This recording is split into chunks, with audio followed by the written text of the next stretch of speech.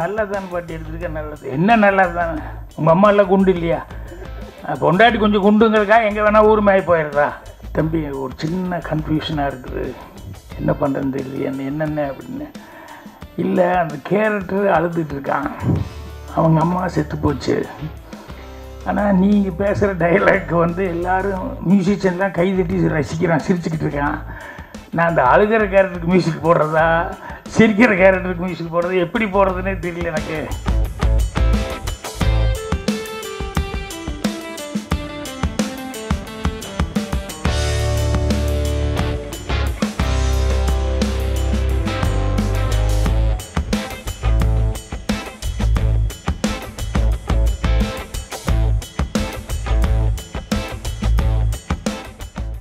And ஆஹா தமிழ் வந்து from day one புது முயற்சிகளுக்கும் வித்தியாசமான கதைகளுக்கும் நிறைய வாய்ப்பு கொடுத்துருக்கு. ஃபார் இன்ஸ்டன்ஸ் பேட்டக்காளி ஒரு ஜல்லிக்கட்டு பேக்ட்ராப்பாக வச்ச ஒரு சீரீஸ், அது நீங்கள் எல்லோரும் பார்த்துருப்பீங்க. அது டைரக்ட் பண்ணதும் ஒரு டெபியூட்டன்ட் டைரக்டர் தான். ஸோ அதே மாதிரி ரத்த சாட்சி, அதுக்கப்புறம் உடன்பால், இந்த மாதிரி நிறைய வித்தியாசமான கதைகளை நாங்கள் கொடுத்துருக்கோம். அந்த வழியில் வந்து Aha find is a new initiative by Aha Tamil. Mainly because I think நம்ம எல்லாருமே ரொம்ப ஃபாஸ்ட்டாக ஓடிக்கிட்டு இருக்கோம் லைஃப்பில். எதையுமே பார்க்குறதுக்கு நம்மளுக்கு நேரங்கள் கிடையாது. எத்தனை பேர் வந்து ஒரு ட்ரெயினில் நிறைய ட்ராவல் பண்ணியிருப்போம், பட் ட்ரெயின் தண்டவாளத்துக்கு நடுவில் பூக்கிற ஒரு சின்ன பூவை வந்து நம்ம எத்தனை பேர் பார்த்துருப்போம், அதை கண்டுபிடிச்சிருப்போன்றது தெரியாது. பட் அந்த தண்டவாளங்களுக்கு நடுவில் நிறைய இன்ட்ரெஸ்டிங்கான விஷயங்கள் இருக்குது. சின்ன சின்ன மஞ்சள் பூக்கள் இருக்கும், ஒரு சின்ன ஊதா பூ இருக்கும். அது வந்து யாரை பற்றியும் கவலைப்படாமல் அது வந்து பூக்கும், அது மலரும், அதனுடைய டைமில் அது வந்து அதனுடைய விஷயத்தை பண்ணும். அந்த மாதிரி பியூட்டிஃபுல்லாக நம்ம தமிழ் ஃபிலிம் கம்யூனிட்டியில் நிறைய நல்ல படங்கள் வந்துக்கிட்டே இருக்குது டெய்லி. பட் ஆஹாக்கு வந்து ரீச் அவுட் பண்ணுறவங்க, மற்ற பிளாட்ஃபார்ம்ஸ்க்கு போய் ரீச் அவுட் பண்ணுறதுக்கான வழி வந்து நிறைய பேருக்கு தெரியாது. எப்படி ரீச் அவுட் பண்ணணும், மெயில் பண்ணணுமா, இல்லை வந்து கால் பண்ணணுமா, யார் கால் பண்ணணும், அப்புறம் வந்து எஸ் வார்டு, ஏ வார்டு, டி வார்டு, இப்படி ஏகப்பட்ட மாடல்ஸ் இருக்குது. இதில் நம்மளோட படம் எந்த மாடலில் போகும், இந்த மாதிரி நிறைய விஷயங்கள்ல என்ன ஆயிடுதுன்னா ரொம்ப நல்ல படங்கள் வந்து யாருக்குமே தெரியாமல் அப்படியே வந்து தங்கி போயிடுது. ஸோ அப்படி இருக்கக்கூடாதுன்றதுக்காக ஆரம்பித்த ஒரு குட்டி இனிஷியேட்டிவ் தான் இது. அதுலேயும் எஸ்பெஷலி வந்து ப்ரொடியூசர் பசார் ஃபர்ஸ்ட் டைம் எங்களுக்கு இந்த படத்தை கொண்டு வந்து காட்டின உடனேயே எங்களுக்கு ரொம்ப பிடிச்சி போனதுக்கு காரணம், பயோஸ்கோப் ராஜ்குமார் எடுத்த இந்த படம் வந்து ஒரு ஒரு புது ஐடியா அப்படிங்கிறத தாண்டி ஒரு ஃபேமிலியாக பார்க்கும்பொழுது ஒரு படம் எடுக்கப்பட்ட விதம், அதனுடைய ஸ்க்ரீன் பிளே, இது எல்லாத்தையும் விட்டுட்டு பார்த்தாலுமே ஒரு தாத்தா பாட்டி வந்து நிறைய குழந்தைங்களுக்கு, பேர குழந்தைங்களுக்கு கதைகள் சொல்லி நம்ம கேட்டிருப்போம்.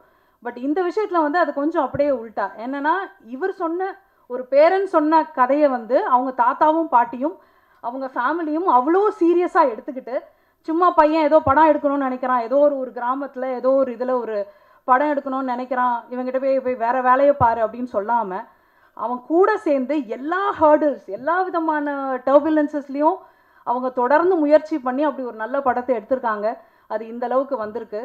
ஸோ அதில் ஆஹா ஃபைண்ட் ஃபஸ்ட்டு படமாக எடுக்கிறதுல நாங்கள் ரொம்ப ரொம்ப பெருமைப்படுறோம். And apart from that producer பசார், ஜிகே அண்ட் விஜய் அவங்க வந்து இந்த படத்தை கொடுக்கும் போதே என்ன சொன்னாங்கன்னா, இந்த படம் வந்து எவ்வளோ தூரம் ரீச் அவுட் ஆகணுமோ அவ்வளோ தூரத்துக்கு ரீச் அவுட் ஆகணும், அதுக்கு நம்ம என்னெல்லாம் செய்யணுமோ பண்ணணும் அப்படின்னு சொன்னாங்க. அதுவும் எங்களுக்கு ரொம்ப சந்தோஷமான விஷயம்.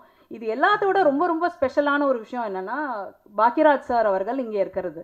ஏன்னா அவர் வந்து இப்போ வரைக்கும் நான் அவர்கிட்டையும் சொல்லிட்டு இருந்தேன், ஸ்க்ரீன் பிளேக்கு பைபிள் அப்படின்னு இப்போ வரைக்கும் நம்ம எல்லாரும் யோசிக்கலன்னா அவரோட படங்களை எடுத்து பார்த்தா போதும். அவ்வளோ புதுமைகள் வந்து அதில் அவர் பண்ணியிருக்காரு. இன்ஃபேக்ட் அந்த கான்டெக்ஸ்டில் ஒன்று சொல்லணுன்னா, அவரோட ஃபர்ஸ்ட் படம் சுவரில்லாத சித்திரங்கள், அந்த படத்தில் இருக்கிற மாதிரி இல்லாமல் சித்திரங்களுக்கு இனிமேல் நிறைய ஒரு சுவராக இருந்து Aha find will give more and more movies to the global audience.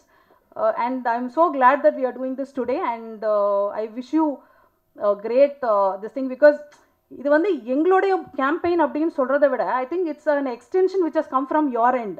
இப்போ சேரன் சார் ஆகட்டும், அதுக்கப்புறம் மிஷ்கின் ஆகட்டும், அப்புறம் வந்து எல்லாருமே இப்போ வந்து சத்யராஜ் சார் அவர்கள் அதில் நடிச்சு கொடுத்துருக்காங்க. இந்த மாதிரி அவங்க ஆல்ரெடி ஸ்டார்ட் பண்ண ஒரு விஷயத்தினுடைய ஒரு எக்ஸ்டென்ஷனாக we are doing this. And இது வந்து எங்களுடைய பொறுப்போ இல்லை ஒரு ஆஹாவோடைய பொறுப்புன்றதை விட உங்கள் எல்லாரோடையும் பொறுப்பும் கூட தான். ஏன்னா ஒரு நல்ல படத்தை நீங்கள் எங்கேயாவது பார்த்தீங்கனாலோ இல்லை யாராவது ஒரு ஃப்ரெண்டு இதில் எத்தனை பேர் வந்து இதில் நிறைய பேர் நிச்சயமாக ஃபில்ம் மேக்கர்ஸாக இருப்பீங்க, ரைட்டர்ஸாக இருப்பீங்க. ஸோ இப்படி எல்லாருக்குமான ஒரு விதையாக தான் இதை ஆரம்பிச்சிருக்கோம். ஸோ நீங்கள் இன்கேஸ் ஏதாவது பார்த்தாலுமே நீங்கள் ஒரு ஃப்ரெண்டை மீட் பண்ணுறீங்க, அவர்கிட்ட ஒரு நல்ல படம் இருக்குது அப்படின்னு நினச்சாலும் அதையுமே you can bring it to us and we will definitely put it on our platform. Thank you so much for being here and I wish the entire team a great success. நான் இங்கிலீஷில் பேசுகிறேன் because நான் Tamil fluency is very limited. But thank you again for being here, sir. Thank you so much. And to the press. You know, from the time AHA was launched in April 2022, we have been committed to bringing the most entertaining original stories to the viewer, to the Tamil viewer, be it Pettaikali, Rathasachi, Sattur railway station, Marutinagar police station, and most recently, Veramari office, which was a real big success story, which led us to do a season 2 as well. So, you know, as an entertainment platform that is truly local, we have taken the next big initiative today in front of all of you to celebrate the vibrant Tamil community. So this is much bigger than a movie. This is much bigger than, you know, what we've just heard. It's about celebrating the vibrant Tamil community and provide a platform to aspiring filmmakers, right, and storytellers, creators to reach a global audience. So that's the vision of AHA Find. It's an initiative to celebrate the community and to offer the most engaging content to a global audience, not just in India.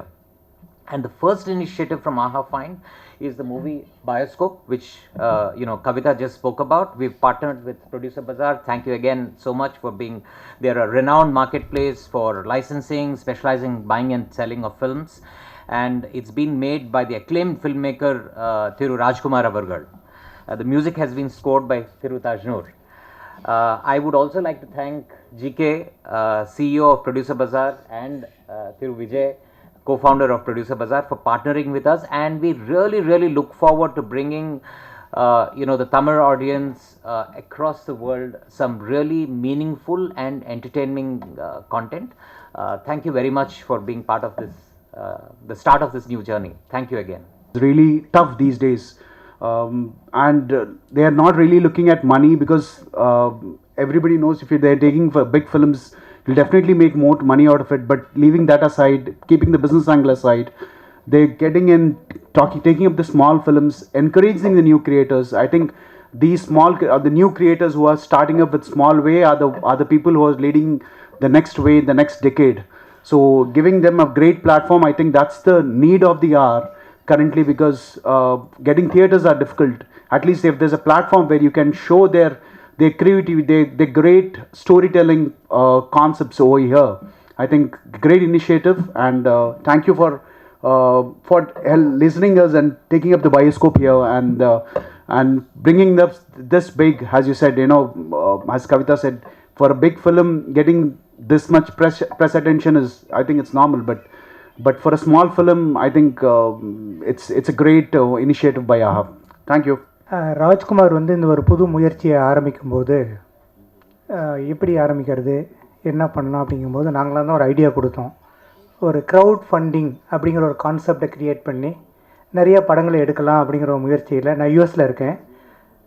Seattle Tamil சங்கத்துடைய ex president Rajkumar எனக்கு தெரியும். அவர் வந்து இருந்தார், நிறையா எல்லாம் ஒரு பழக்கம் இருந்தது. சரி, அவருடைய முயற்சிக்கு நாம் வந்து ஒரு சின்ன ஒரு உதவியாக இருக்க முடியுமே அப்படிங்கிறதுனால ஒரு க்ரௌட் ஃபண்டிங் மாதிரி நாங்கள் ஆரம்பித்து இந்த படத்தை ஆரம்பித்தோம். இந்த படத்தில் ஒரு வசனம் சொல்லியிருப்பார், படம் கூட கஷ்டப்பட்டு எடுத்துடலாம், ஆனால் அதை ரிலீஸ் பண்ணுறதுங்கிறது பெரிய பெரிய கஷ்டம் அப்படிங்கிற மாதிரி ஒரு வசனம் இந்த படத்தில் வச்சுருப்பார். ஸோ அது வந்து உண்மை தான். இதில் சின்ன படங்களுக்கு வந்து பார்த்திங்கன்னா மக்கள் வந்து ஆதரவு கொடுக்கணும். அதே மாதிரி வந்து இந்த தியேட்டர்ஸ் கிடைக்கிறது, இல்லை அதை ரிலீஸ் பண்ணுறதுக்கான முயற்சிகள், இது எல்லாம் வந்து கிடைச்சிது அப்படின்னாக்கா இது போன்ற படங்கள் நிறைய வரும். இப்போ கிட்டத்தட்ட ஒரு 4-5 படம் ஆல்ரெடி ரெடியாக இருக்குது, எங்ககிட்டயே இருக்குது யூஎஸில். அதை வந்து எப்படி ரிலீஸ் பண்ணுறது, இல்லை என்ன பண்ணுறதுன்னு தெரியல அவங்களுக்கு. அதுக்கு வந்து ஒரு முயற்சியாக தான் நாங்கள் இந்த பயோஸ்கோப்பை வந்து நம்ம சின்ன இதாக வச்சுருக்கோம். இது வந்து அவருடைய இவர் ராஜ்குமார் பண்ண ஒரே ஒரு சின்ன இடர்பாடு என்னன்னாக்கா, ப்ரொடியூசர் இல்லாமல் இவரே பண்ணது தான். அவர் ப்ரொடியூசர் வச்சு பண்ணியிருந்தாலும் இன்னொரு 25 படம் பண்ணியிருந்துருக்கலாம். அவர் அவ்வளோ நாலேஜ், அவ்வளோ கதை எல்லாமே இருக்குது. ஆனால் வந்து இவரே வந்து ஒரு படத்தை எடுத்து கஷ்டப்பட்டு எல்லாம் பண்ணி அந்த படத்தில் வர கதை அவருடைய கதை தான் அது. அதனால் வந்து முயற்சிகளில் இன்றைக்கி தான் வந்து 3ஆம் தேதி ரிலீஸ் ஆக போகுது அப்படிங்கிறதுனால ரொம்ப மகிழ்ச்சியாக இருக்குது. நீங்கள் எல்லாம் சப்போர்ட் பண்ணுங்கள். எல்லா பத்திரிகையாளர்கள், நண்பர்கள், யூடியூப் சேனல்ஸோடைய உரிமையாளர்கள் இல்லை எல்லாமே இருக்கிறீங்க. இதை எல்லாமே கொண்டு போய் மக்கள்கிட்ட சேர்த்து ஒரு நல்ல ஆதரவு கொடுத்து அவரை ஊக்குவிக்குமாறு கேட்டுக்கொள்கிறேன். நன்றி. படம் நல்ல வாய்ப்பும் நல்ல ஒரு சக்ஸஸாக வர்றதுக்கு என்னுடைய வாழ்த்துக்கள். நன்றி. இந்த ஆஹா பிளாட்ஃபார்ம் வந்து இந்த அழகான ஒரு படத்தை வந்து ரிலீஸ் பண்ணுறது பெரிய மகிழ்ச்சி. அதே மாதிரி ப்ரொடியூசர் பஜாரும் அதை சேர்ந்து பண்ணுறதுல ரொம்ப மகிழ்ச்சி. இந்த படத்தை பற்றி நிறைய சொல்லணும். இது ஒரு கொஞ்ச நாளாக நாங்கள் பண்ணிகிட்டு இருந்த ஒரு விஷயம். கொஞ்ச நாள் ஆயிடுச்சு முடிச்சு. அதில் நிறைய மாற்றங்கள், நிறைய ஒரு விஷயங்கள். இந்த உண்மையாகவே இந்த படத்துக்கு மியூசிக் பண்ணுறது வந்து ரொம்ப டஃப்பாக இருந்தது எனக்கு. எந்த ஜேனரில் போகிறதுன்ட்டு ரொம்ப ரொம்ப யோசனையாக இருந்தது. ஒரு லவ் இல்லை இந்த மாதிரி ஏதாவது இருந்ததுன்னா ஈஸியாக பண்ணிடலாம். பட்டு இந்த இதுக்கு பண்ணுறதுக்கு எந்த இதுவுமே இப்படி பண்ணால் அது மிகையாக இருக்குது இல்லை குறைவாக இருக்குது, இந்த மாதிரி அந்த விதத்தில் ரொம்ப டஃப்பாக இருந்து இப்போ நீங்கள் பார்த்தது தான் கடைசியாக வந்த அவுட்புட். ஸோ ராஜ்குமார் சாரை பற்றி நிறையா சொல்லணும். அதாவது ஒரு புது விஷயத்துக்கு வந்து நானும் நிறைய விஷயங்கள் யோசிச்சுட்டு இருப்பேன், எப்படி பண்ணணும் என்ன பண்ணணுன்ட்டுன்னு. அவர் சொல்கிற ஒவ்வொரு விஷயமுமே என்னை வந்து இது முடிக்கும் பார்க்காத விஷயமாக தான் நான் அவரோட விஷயங்கள் எல்லாம் பார்த்தேன். ஸோ இந்த படம் வந்த உடனே முதல்ல பார்க்கும்போது இந்த நிறைய இடத்துல என்னை அறியாமையே கண்ணீர் தண்ணி வந்துருச்சு. அந்த மாதிரி அந்த 2-3 இடத்துல நீங்கள் பார்த்துருப்பீங்க. அதே மாதிரி காமெடியும் சரி, நிறையா சீன் எடுத்துட்டார் இப்போ இந்த ட்ரிம் பண்ணதில். இன்னும் ரொம்ப அழகாக வந்திருந்தது. ஸோ உங்களுடைய சப்போர்ட் எல்லாம் இது கொடுத்து ஒரு கரெக்டாக வரணும்னு நம்புகிறேன். Thank you very much. எல்லாருக்கும் வந்து ப்ரொடியூசர் பஜார்னு சொல்கிறாங்க அப்படின்னா என்ன அப்படின்றதே ஃபஸ்ட்டு ஒரு கேள்வியாக இருக்கும்னு நினைக்கிறேன். ஃபஸ்ட்டு ஒரு 1 மினிட்டை டக்குன்னு நாங்கள் என்ன பண்ணுறோன்றதை சொல்லிடுறோம். ஸோ இது வந்து ஒரு திரைப்படங்களுக்கான திரைப்பட வர்த்தக எப்படி வந்து ஒரு மூவியை வந்து சேல்ஸ் பண்ணுறதுக்கான ஒரு பிளாட்ஃபார்ம், ஒரு online market place for movie rights sales and acquiring அப்படின்றதுக்கான ஒரு பிளாட்ஃபார்ம். இது ஒரு 2 இயர்ஸாக நாங்கள் இதை பில்ட் பண்ணிகிட்ருக்கோம். அண்டு அது பற்றின ஒரு டிஸ்கஷன் தனியாக, அது என்ன பண்ணுறோம் ஏது பண்ணுறோன்றதெல்லாம் டீட்டெயிலாக சொல்கிறேன். ஸோ ராஜ்குமார் வந்து எனக்கு இயக்குனர் குழந்தை வேலப்பன் மூலமாக எங்ககிட்ட வந்துட்டு இந்த படத்தை வந்து என்கிட்ட காமிச்சார். அண்டு நண்பன் குழந்தையும் வந்து இந்த படம் நீ கண்டிப்பாக பார்க்கணும் அப்படின்னாரு. இந்த படம் பார்த்த உடனே டிஸ்டர்ப் பண்ணிச்சு இந்த படம். ஏன்னா வந்து என்னோடய பேக்ரவுண்டும் வந்து நானும் ஒரு படம் பண்ணியிருக்கேன் அண்ட் படம் ப்ரொடியூஸ் பண்ணியிருக்கேன், ஃபெயிலியர்ஸ் பார்த்தாச்சு, சக்ஸஸும் பார்த்துருக்கேன். அப்படின்னும் போது அதோட பெயின் பாயிண்ட் என்னென்னு எனக்கு நல்லா உணர முடிஞ்சது. அது என்னோட ரிலேட் ஆகிட்டேன் நான் பயங்கரமாக அந்த படத்தோட. அண்டு சில காரணங்களால் அப்போ என்னால் அதை தொடர முடியல, ரிலீஸ் பண்ண முடியலன்னு சொல்லிட்டோம். அண்ட் நாங்களும் மற்ற வேலைகளுக்குள்ளெல்லாம் போயிட்டோம். அப்புறம் சுற்றி அந்த ஜேர்னி வந்து எங்ககிட்டே மறுபடியும் வந்துச்சு. சரி, ஓகே, நம்ம இந்த ஜேர்னியை வந்து எப்படின்னா ஒரு இடத்துல இதுக்கான ஒரு விஷயம் நடந்தால் நல்லாயிருக்கும் அப்படின்னு சொல்லி யோசிச்சுட்டு இருந்தோம். இன்ஃபேக்ட் நான் அவர்கிட்ட சொல்லிட்டேன், இல்லை ராஜ்குமார் நீங்கள் வேறு ஆப்பர்ச்சுனிட்டிஸ்லாம் பாருங்கள் அப்படின்னு சொல்லியிருந்தேன். அப்போயும் என்னால் முடிஞ்ச சப்போர்ட்டும் அவருக்கு பண்ணிட்டு தான் இருந்தேன் பேக் எண்டில். பட் ஒரு பாயிண்டில் வந்து என்ன நடந்துச்சுன்னா, சரி ஓகே இந்த படம் வந்து வந்துருச்சு, நம்ம எதனா ஒரு கனெக்டில் இந்த படத்தை வந்து கண்டிப்பாக வெளியே கொண்டு வரணும் அப்படின்னு யோசிச்சுட்டு இருக்கும்போது நிஜமாக ஒரு மேஜிக்கல் மொமெண்ட்டுன்னு சொல்லுவேன் இந்த வருஷம் எங்களுக்கு 2024. ஸோ கவிதா அவங்கள நான் மீட் பண்ணேன்.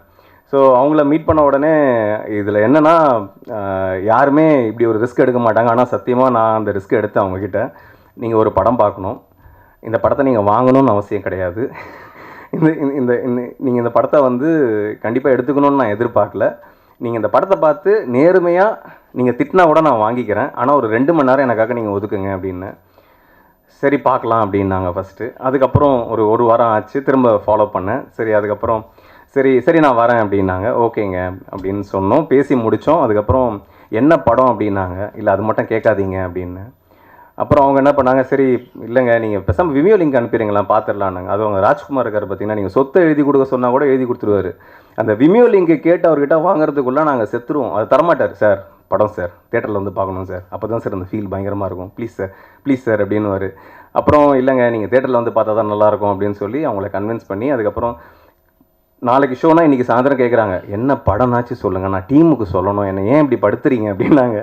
இல்லை ப்ளீஸ் நம்பி வாங்க, கண்டிப்பாக இந்த படம் வந்து உங்களை சாட்டிஸ்ஃபை பண்ணும், ஒரு 2 hours அப்படின்னு. படம் பேர் கூட சொல்ல மாட்டீங்களா அப்படின்னாங்க. இல்லைங்க அப்படின்னு. அப்புறம் விஜய் வேறு என் கோஃபவுண்ட் பார்ட்னர் வேறு திட்டுறாரு, உனக்கு ஒரு வேலையே இல்லையா, ஏன் இந்த மாதிரி ரிஸ்க் எடுக்கிற? ஏன்னா இங்கே இருக்கிற பையர்ஸில் சென்சிபிளான பையர்ஸ் அவங்க தான். நம்ம அடுத்தடுத்து அவங்க கூட நிறைய பிஸ்னஸ்லாம் பண்ணணும். வந்து அவங்களுக்கு பிடிக்காம போயிடுச்சுன்னா நமக்கு ரிலேஷன்ஷிப்பே கட் ஆகிடும், நீ ஏன் அந்த மாதிரி பண்ணுற அப்படின்னு இவர் ஹைதராபாத்லேருந்து என்ன திட்டிகிட்டு இருந்தார். இல்லை நம்ம கண்டிப்பாக இந்த ஒரு சேலஞ்ச், இந்த ஒரு ரிஸ்க் எடுக்கலாம் அப்படின்னு சொல்லிட்டு கூப்பிட்டோம். அவங்களும் வேறு வழி இல்லாமல் வந்துட்டாங்க.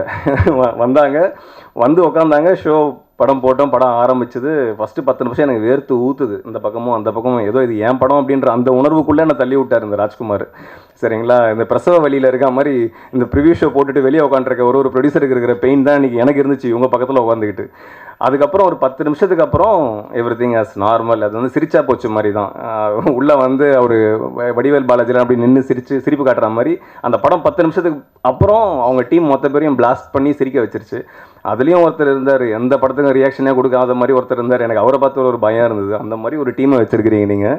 ஸோ அப்புறம் ஃபைனலாக படம் பார்த்து வெளியே வந்த உடனே அவங்க சொன்ன ஒரே வார்த்தை இதுதான், இந்த படத்தோட ஐடியா பியூட்டிஃபுல்லாக இருக்குது, கண்டிப்பாக நம்ம இந்த ப்ராஜெக்டை வந்து பண்ணலாம் அப்படின்னு சொல்லி ஒரு க்ரீன் லைட் கொடுத்தாங்க. அது வந்து இந்த படத்துக்கு வந்து ஒரு மிகப்பெரிய ஒரு புஷ்ஷாக நான் பார்த்தேன்.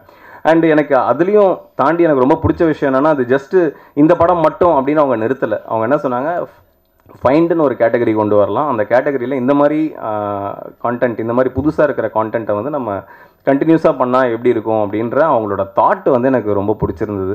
It was a fantabulous visionary idea Kavitha, and great applause to you, and she deserves an applause. ஏன்னா வந்து இது வந்து ஒரு சாதாரணமான ஒரு மூவ் இல்லைன்னு எங்களால் உணர முடிஞ்சது. ஏன்னா இங்கே இருந்த டைரக்டர்ஸ் எல்லாரும் கொடுத்த ஃபீட்பேக், இந்த படம் பார்த்துட்டு இப்படி ஒரு படத்தை அக்வயர் பண்ணுறாங்களா, இப்படி ஒரு படத்துக்கான ஒரு பிளாட்ஃபார்ம் இருக்கா அப்படின்றது ஒரு மிகப்பெரிய ஒரு கான்ஃபிடென்ஸை வந்து இவங்க கொடுத்துருக்குறாங்க. அதுக்கு வந்து ஒரு மிகப்பெரிய நன்றி. And thank you Ravi sir, under your leadership this is possible. I know like it is not possible unless until you foresee things. So அந்த ஒரு விஷயத்த நீங்கள் பண்ணதுக்கு லைக் நான் மட்டும் இல்லை, என்டையர் கிரியேட்டர் கம்யூனிட்டியே வந்து they will definitely give you a big thanks for you for building up this type of a platform for creators. Thanks for that. And இந்த ஜேர்னியில் வந்து எனக்கு இன்னொரு பெரிய பயம் என்னென்னா, ராஜ்குமார் கிட்ட நான் இன்றைக்கி ஸ்டேஜுக்கு வரத்துக்கு முன்னாடி இப்படி இந்த சைடு இப்படி நடந்து வரும்போது எனக்கு தோணுச்சு, எல்லாரும் இந்த படத்தை பார்த்துட்டீங்க இல்லைங்களா, ராஜ்குமார் ஒரு அன்பான வேண்டுகோள், தயவு செஞ்சு பயோஸ்கோப் 2 எடுக்கிறேன்னு சொல்லிடாதீங்க, சரிங்களா? இந்த படத்தை எப்படி ரிலீஸ் பண்ணோன்னு ஒரு கண்டென்ட்டை மட்டும் பண்ணிடாதீங்க. அப்படி ஒரு கண்டென்ட் பண்ணிங்கன்னா அந்த கண்டென்ட்டில் ரவி சாருக்கும் நீங்கள் ஒரு ரோல் கொடுக்குற மாதிரி ஆகிடும், கவிதாவுக்கு ஒரு ரோல் கொடுக்குற மாதிரி ஆகிடும், எனக்கு ஒரு ரோல் கொடுக்கணும், அவருக்கு ஒரு ரோல் கொடுக்கணும். ஸோ நம்ம நிக்கில் முருகன் சாருக்கும் நீங்கள் ஒரு ரோல் கொடுக்குற மாதிரி ஆகிடும். எல்லாரையும் நீங்கள் ஒரு பர்ஃபார்மன்ஸ் பண்ணி இந்த படத்தை நான் எப்படி வியாபாரத்துக்கு எடுத்துகிட்டு வந்தேன்னு ஒரு படத்தை மட்டும் தயவு செஞ்சு பண்ணிடாதீங்க, போதும். தாஜ்னூர் சொன்ன மாதிரி, உங்கள் கோ ப்ரொடியூசர் சொன்ன மாதிரி அடுத்தடுத்து நீங்கள் வேறு வேறு களங்களுக்கு பயணிக்கணுன்றது தான் வந்து என்னோட விருப்பமும் கூட. அந்த அந்த அந்த ஒரு பாத்துக்கு நீங்கள் போகணுன்றது தான் என்னோட விருப்பமும் கூட. ஏன்னா இது எப்படி ஆயிடுச்சுன்னா, எங்களோட மார்க்கெட் பிளேஸ் வந்து எங்களோட ஐடியாலஜி வந்து வெரி சிம்பிள். எங்கள் மார்க்கெட் பிளேஸுக்கு ஒரு படம் வரும், அந்த படத்தோட ரைட்ஸை நாங்கள் அன்பண்டில் பண்ணுவோம், பையர் யாருன்னு ஐடென்டிஃபை பண்ணுவோம், சேல்ஸ் பண்ணுவோம், அதோட முடிஞ்சு போச்சு.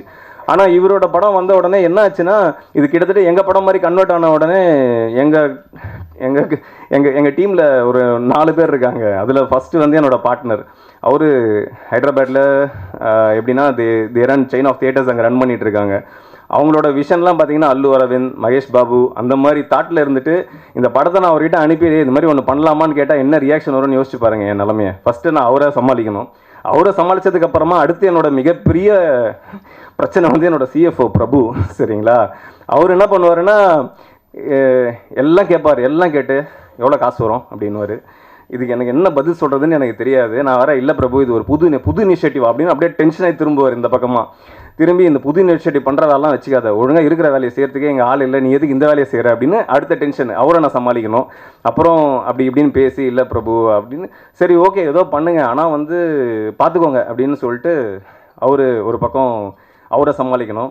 அவரை சமாளித்ததுக்கப்புறமா இந்த பக்கம் திருமணம்னு வச்சுக்கோங்களேன், எங்கள் ஆப்ரேஷன்ஸில் வெற்றின்னு ஒருத்தர் இருக்கார், அவர் அதுக்கு மேலே, சரிங்களா? எனக்கு வந்து அவரோட ஒரே வேலை என்னென்னா, நான் வேலை செய்யாமல் பார்த்துக்கிறது. அந்த வடிவேல் ஒரு படத்தில் சொல்ல தெரியுமா, நீ எதனா வேலை செஞ்சால் டெட் பாடி நீ தான், அந்த மாதிரி என்னை வேலை செய்யாமல் பார்த்துக்கிறது தான் அவரோட வேலை.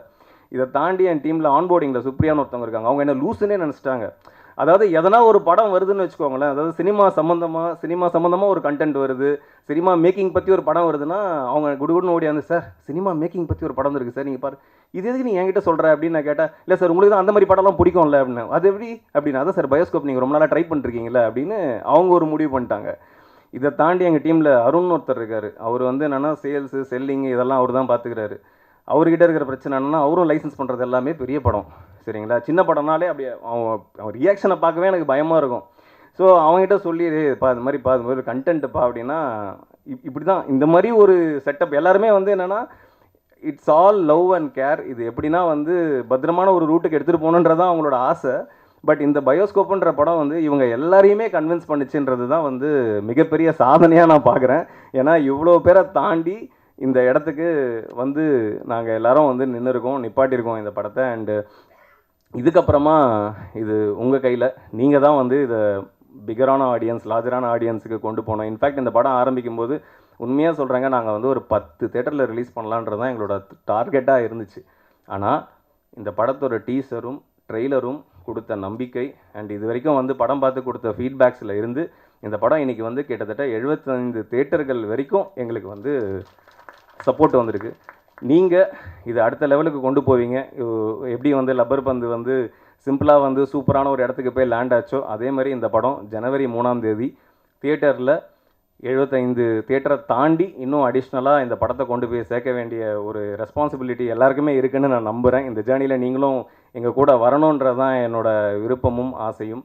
அண்டு இதெல்லாம் தாண்டி கவிதா சொன்ன மாதிரி இந்த இடத்துல வந்து பாக்யராஜ் சார் வந்திருக்கிறது வந்து எனக்கு ஒரு மிகப்பெரிய ஒரு ஆசீர்வாதமாக நான் பார்க்குறேன். எனக்கு ஒரு பெரிய பிளஸ்ஸிங்காக நான் பார்க்குறேன். ஏன்னா நான் இதுக்கு முன்னாடி குரங்குப்பெடல்னு ஒரு படம் ப்ராஜெக்ட் வந்து ஃபஸ்ட் இனிஷியேட் பண்ணது நான் தான். அதோட டிசைனை வந்து நான் பாக்யராஜ் சார்கிட்ட காமிச்சேன். என்னது இது அப்படின்னாரு. அதான் சார் நம்ம சின்ன வயசில் சைக்கிள் உள்ள கால் விட்டு ஓட்டுவோமே சார், அதுதான் சார் நான் டைட்டிலாக வச்சுருக்கிறேன் அப்படின்னு. அந்த டிசைன் இப்படி பார்த்துட்டு அவர் சொன்ன ஃபீட்பேக் வந்து என்னென்னா, டிசைன் நல்லா இருக்குது, ஆனால் எங்கே நீ சொன்ன விஷயம் அதில் இல்லையே அப்படின்னாரு. எனக்கு புரியலை முதல்ல, சார் என்ன சொன்னார் அப்படின்ட்டு. அப்புறம் அந்த டிசைனில் வந்து என்ன குரங்கு பெடல் காலை உள்ளே விட்டு சைக்கிளை ஓட்டுவோன்னு சொல்கிற, ஆனால் அதில் வெறும் சைக்கிளை மட்டும் போட்டு வச்சுருக்கிற, கால் எங்கே அப்படின்னாரு. தான் கடைசியில் மண்டையில் இருக்க கொண்டையை வெட்டலைன்ற மாதிரி ஒரு கரெக்ஷன் எங்களுக்கு அது ஃபீல் ஆச்சு. எல்லாருக்குமே வந்து அப்படி ஒரு அவர் சார் இன்னைக்கு இந்த ஸ்டேஜில் நாங்கள் எல்லோரும் நிற்கிறோம் அப்படின்னா, இந்த ஸ்டேஜுக்கு வந்து ஒன் ஆஃப் த ஒரு ஆணி வேறாக வந்து சார் இருந்திருக்காரு தமிழ் சினிமாவுக்கு. ஸோ ரொம்ப நன்றி சார், நீங்கள் வந்து எங்களோட இருந்து இந்த பயணத்தில் இப்படி ஒரு நிகழ்வை வந்து நீங்கள் துவங்கி வச்சது வந்து எனக்கு மிகப்பெரிய சந்தோஷமும் பெருமையும் இருக்குது. ரொம்ப நன்றி. அண்டு இறுதியாக ஒரே ஒரு விஷயம் தான் நான் சொல்ல ஆசைப்பட்றேன். அதாவது ஆஹா ஃபைண்ட் இது வரைக்கும் எனக்கு தெரிந்த வரை இந்தியாவிலேயே யாருமே இப்படி ஒரு முயற்சி எடுத்ததில்லைன்றதை நான் அடித்து ஆணித்தரமாக சொல்லுவேன்.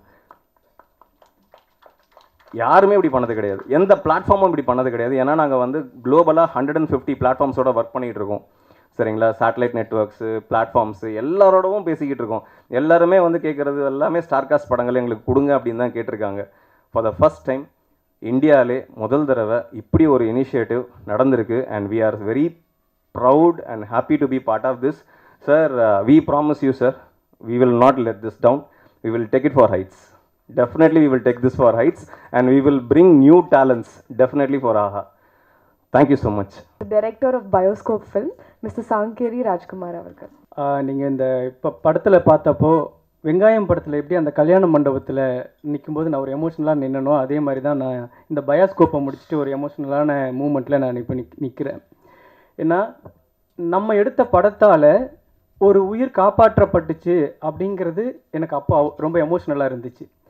இப்போது நான் எப்படி எமோஷ்னலாக ஃபீல் பண்ணுறேன் அப்படின்னா, நான் ஒரு படம் எடுத்துட்டேன், நான் சொல்லிக்கிட்டே இருப்பேன், இண்டிபெண்ட்டாக எடுக்கிற படங்கள் தான் மக்களோடைய பிரச்சனை பேசும். இண்டிபெண்ட்டாக பெரிய பட்ஜெட் படங்கள் வந்து கமர்ஷியலாக இருக்கும், அது ஒரு டெம்ப்ளேட்டடாக இருக்கும். இந்த மாதிரி சின்ன சின்ன படங்கள் தான் மக்களோட பிரச்சனைகளை, மக்களோட வாழ்வியலை, மக்களோட சந்தோஷத்தை, மக்களோட துக்கங்களை மக்களுக்கு அறிமுகப்படுத்துகிற படமாக இருக்கும். அதனால் சின்ன படங்களாக இருந்தால் ஒரு நல்ல படமாக எடுக்கும் பொழுது நமக்கு ஒரு மனநிறைவு கிடைக்கும் அப்படின்ட்டு இண்டிபெண்டன்ட் மூவி உலகம் முழுக்க பெரிய அளவில் வளர்ந்து வந்துக்கிட்டு இருக்கு. அப்படிங்கிறதுனால இண்டிபெண்டன்ட் மூவியை நான் ப்ரொமோட் பண்ணிக்கிட்டே இருப்பேன். உங்கள்கிட்ட ஒரு நல்ல கதை இருக்கா, அழகாக ஒரு ஆர்டிஸ்ட் இருக்காங்களா, நீங்கள் போயிட்டு அது அழகாக படத்தை எடுத்துகிட்டு வாங்க அப்படின்னு சொல்லிக்கிட்டே இருப்பேன். அப்போல்லாம் எனக்கு என்ன ஒரு கில்ட்டி இருக்கும்னா, சரி எடுத்துகிட்டு வந்துடுறோம், முடிச்சிடுறோம், எங்கே கொண்டு போய் நாங்கள் மக்களுக்கு சேர்த்துறது அப்படின்னு கேள்வி கேட்டால் நான் என்ன பண்ணுவேன் அப்படின்னா எனக்கு அந்த கில்ட்டி இருந்துக்கிட்டே இருக்கும். இன்றைக்கி நான் கம்பீரமாக சொல்லுவேன், நல்ல படம் எடுத்துகிட்டு வாங்க, ப்ரொடியூசர் பசார் இருக்காங்க, ஆகா ஃபைன் இருக்குது, உங்களை காப்பாற்றுவாங்க, என்னை எப்படி காப்பாற்றினாங்களோ அதே மாதிரி உங்களையும் காப்பாற்றுவாங்க அப்படிங்கிற நம்பிக்கையோட நான் அந்த கில்ட்டினஸ் இல்லாமல் நான் வந்து அவங்களுக்கு நான் உத்தரவாதம் கொடுக்குறேன். உண்மையிலே எந்த இன்டர்வியூவில் போனாலும் நீங்கள் ரொம்ப சிம்பிளாக எடுக்கிறீங்க, ஒருத்தரே படம் எடுக்கிறீங்க அப்படின்னா இந்த மாதிரி படங்கள் எடுக்க முடியும் நம்ம காட்டும்பொழுது தான் எனக்கு திடீர்னு ஒரு டக்குன்னு ஸ்ட்ரக் ஆகும். சரி எப்படி பிஸ்னஸ் பண்ணுறதுன்னு கேட்டாங்கன்னா நம்ம என்ன சொல்கிறது அப்படின்ட்டு. உண்மையிலேயே பயாஸ்கோப்புங்கிற ஒரு படம் உருவாகி அதை ஒரு நிறுவனம் வந்து பார்த்து நாம் என்ன நினச்சிட்டு இருப்போம், ஓ இவங்களுக்கு பிடிக்குமா பிடிக்காதா, இவங்க வாங்குவாங்களா வாங்க மாட்டாங்களா, இப்படி நினச்சிக்கிட்டு இருக்கிற ஒரு இயக்குனருக்கு ஒரு தயாரிப்பாளர் என்ன பண்ண, படம் வந்துச்சுங்க வாங்கிட்டாங்க அப்படின்னு சொன்னால் ஓகே நமக்கு காசு வருதுன்னு ஒரு தயாரிப்பாளருக்கு ஒரு சந்தோஷம் இருக்கும். ஒரு இயக்குனராக ஒரு வாசலில் நின்றுட்டு இருக்கோம், அப்போ வந்து ஏங்க இந்த படம் சூப்பராக இருக்குது, நாங்கள் இந்த படத்தை வாங்கிக்கிறோம் அப்படின்னு சொன்னதோட மட்டும் இல்லாமல் உங்களை மாதிரி நல்ல படங்கள் எடுக்கிற இயக்குனர்களுக்கு படைப்பாளிகளுக்கு நாங்கள் வாசல் திறந்து விடுறோம், அந்த நல்ல படங்களை தொடர்ந்து நாங்கள் ஒரு வெளியிடறதுக்கு ஒரு ஃபைண்டுன்னு ஒரு சப் கேட்டகரியை கிரியேட் பண்ணுறோன்னு சொன்னால் ஒரு டைரக்டர் எப்படி நின்றுட்டு இருப்பான்னா, இந்த படத்தில் அந்த கல்யாண மண்டபத்தில் நான் நின்றுட்டு இருந்தேன் பார்த்தீங்களா, அப்படி தான் நின்றுட்டு இருந்தேன் அவங்க சொல்லும்போது. அவ்வளோ எமோஷனலாக இருந்துச்சு. உண்மையிலே என்னை பார்த்துட்டு இருக்கிற என்ன மாதிரி படம் எடுக்கணும்னு நினைக்கிறவங்க எல்லாருக்குமே அவ்வளோ சந்தோஷமாக இருந்திருக்கும். நான் முதல்ல ஏன் ஆகாவுக்கு நான் தேங்க் பண்ணும் அப்படின்னு நினச்சேன் அப்படின்னா, இந்த மேடை அவர்களால் உருவாகினால அவங்களுக்கு நான் நன்றி சொல்லணும் அப்படின்னு நான் ரொம்ப ஆசைப்பட்டேன். இப்போது வெறும் சும்மா ஒரு கப்பல், ஒரு மலைத்துளி அப்படின்னு வெறும் வார்த்தையாக நம்ம பேசினோம்னா ஓகே, அது ஒரு சாதாரண வெறும் வார்த்தை தான். ஆனால் கடலில் தத்தளிச்சுக்கிட்டு இருக்கிறவனுக்கு யாராவது வந்து கை கொடுக்க மாட்டாங்களான்னு நினச்சிக்கிட்டு கடைசி உயிருக்கு போராடிக்கிட்டு இருக்கிற ஒருத்தனுக்கு ஒரு கப்பல் அப்படின்னு சொன்னால், ஒரு கப்பல் வருதுன்னு சொன்னால் அவனுக்கு எப்படி இருக்கும், அது ஒரு சாதாரண வார்த்தை தான். அந்த மாதிரி தான் எனக்கு ப்ரொடியூசர் பசார் வந்தாங்க. நான் ரொம்ப வெங்காயம் படத்துக்கு எப்படி நீங்கள்லாம் பார்த்தீங்களோ அந்த படத்தில் அதே ஸ்ட்ரகிள் தான் இந்த படத்துக்கு எனக்கு தொடர்ந்து இருந்துச்சு.